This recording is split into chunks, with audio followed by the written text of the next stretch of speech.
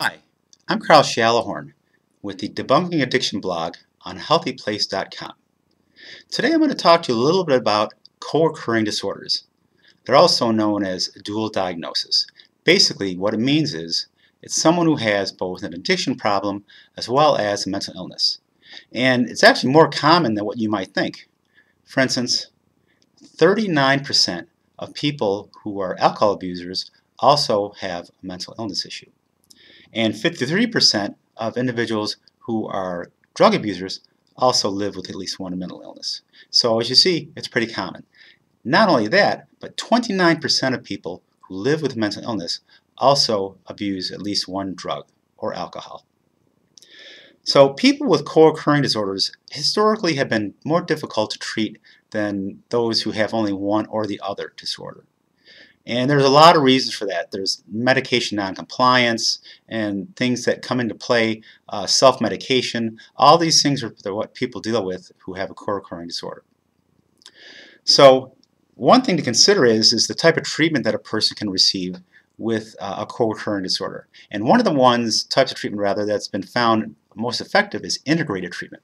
And what we mean by integrated treatment is that we're taking both types of treatment, addiction and mental health, and putting it into one synthesized treatment method in one setting. In the program where I work, we have integrated treatment where we have groups for individuals dealing with both mental illness and addiction. And we find that by doing that, it's more effective than just treating one method or the other.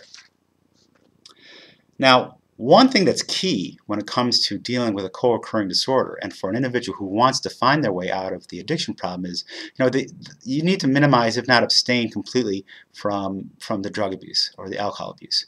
It's been found rather through research that individuals who stop using drugs and alcohol and approach their treatment that way for their mental health issues have a greater rate of recovery.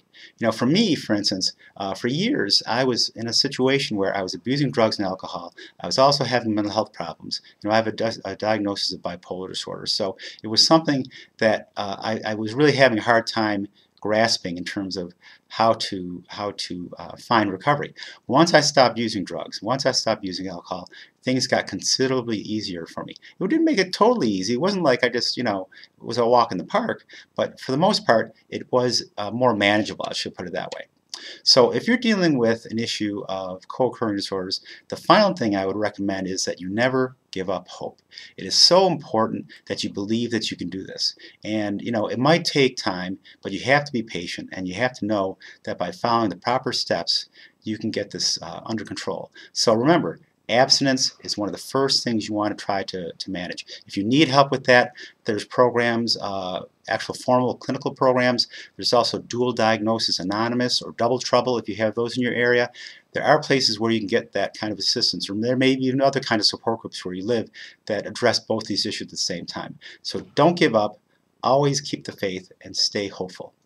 For the Debunking Addiction blog on healthyplace.com, I'm Carl Shallahorn.